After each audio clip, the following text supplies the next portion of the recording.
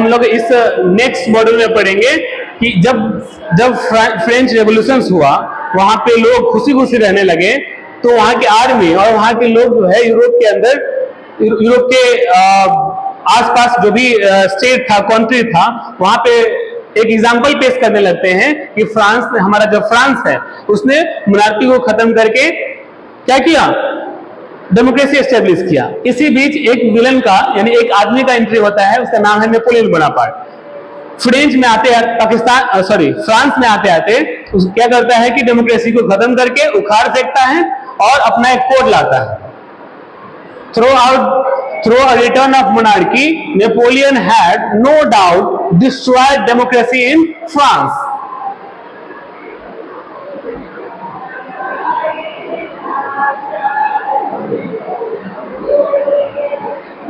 और वहां पे जो फ्रांस में जो डेमोक्रेसी चल रहा था, लोग खुशी खुशी रह रहे थे, नेपोलियन बोनापार्ट उसको खत्म करके, ये देखिए उंगली बाहर निकल रहे हैं, उंगली नीचे करो, तो वो क्या करता है कि वहां पे डेमोक्रेसी को खत्म करके अपना कोड लाता है। इसको बोलते हैं सिविल कोड ऑफ 1804। इसी का नाम है, याद रखिएगा, बहुत इंपॉर्टेंट है, नेपोलियनिक कोड। ठीक है, दोनों जो है एक ही में है। ये आपके 5 मार्क्स का आता है आपके एग्जाम में लिखने के लिए। Describe about civil code of 1804 and what is Napoleonic code and what is drawback of Napoleon code। तो पहले कोड पढ़ते हैं। कोड, इसमें कोड क्या था, कुछ रूल्स थे, उसी को पढ़ना है। The civil code of 1804 did away with all the privileges based on the birth, मतलब जो भी है, जो सुविधा है, फैसिलिटी है, वो जन्म के आधार पर मिलेगा।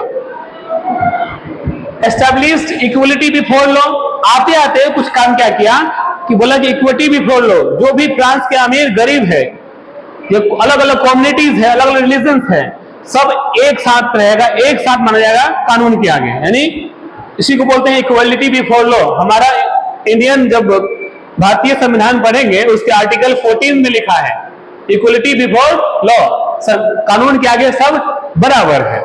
तो ये दूसरा कोड था, इसको बोलते हैं इक्वालिटी बिफोर लॉ। तीसरा था secure the right of property.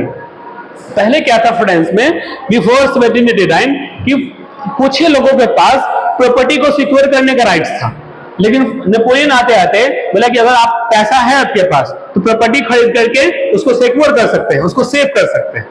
आई बात समझ में? अगर आप पूछेंगे सर पहले वहां पे प्रॉपर्टी सिक्योर नहीं था। फ्रेंच जो वहां पे चर्च था, जो फादर लोग होते थे, वो लोग क्या करते थे कि उनको मतलब स्पेशल प्रिविलेज था, स्पेशल बेनिफिट था, वो जो मन में आता था वो करते थे। लेकिन नेपोलियन एक कोड लाकर ये सिक्योर कर दिया कि अगर आपके पास पैसा है, प्रॉपर्टी है, तो आप अपना प्रॉपर्टी को सिक्योर कर सकते हैं। This code was exported the regions under the French control. जो है इस चीज को पूरा फ्रांस मानने लगा, और इससे क्या हुआ कि पूरा फ्रांस जो है, फ्रांस में और उसके अलग अलग यूरोपियन कंट्रीज में क्या हुए कि, आइए बैठिए। इसके बाद क्या हुआ कि इस कोड को लागू करने से पूरे फ्रांस में और फ्रांस के जो नेबरिंग कंट्रीज थे यूरोप के अंदर, नेपोलियन का जो पॉपुलैरिटी है बढ़ने लगा। मतलब पूरे फ्रांस में यानी यूरोप में लगभग नेपोलियन को अपना हीरो मानने लगे। क्यों? उसने कुछ ऐसे काम किए, जैसे देखिए, अब इन्होंने सबसे जो मेजर काम क्या किया कि इक्वलिटी बिफोर लॉ लाया, यानी कहा कि कानून के आगे सब बराबर रहेगा, अमीर गरीब ऊंच नीच कुछ भेदभाव नहीं चलेगा। इससे जो कॉमन लोग थे, कॉमन सिटीजन से खुश हो गए। अब इसका पॉपुलैरिटी इतना बढ़ने लगा कि यूरोप के अंदर इसको हीरो मानने लगे, नेपोलियन बोनापार्ट की जहां से आर्मी गुजरती थी, लोग उसका वेलकम करते थे, खूब जो है मतलब नाश्ता करवाते थे मिठाई वगैरह से। और तो ये जो है डे बाय डे इसका पॉपुलैरिटी बढ़ने लगा, और बाकी कंट्रीज था यूरोप के अंदर, बाकी कंट्रीज था, वो उन लोग का मानना था कि मेरे यहाँ भी नेपोलियन आएगा और मोनार्की को खत्म करेगा और अपना कोड लगाएगा ताकि हमें इक्वलिटी मिलेगा, प्रॉपर्टी को सिक्योर करने का राइट्स मिलेगा, and so on, blah blah blah. Is that clear? Any doubt? अब हम लोग आगे बढ़ते हैं इसको।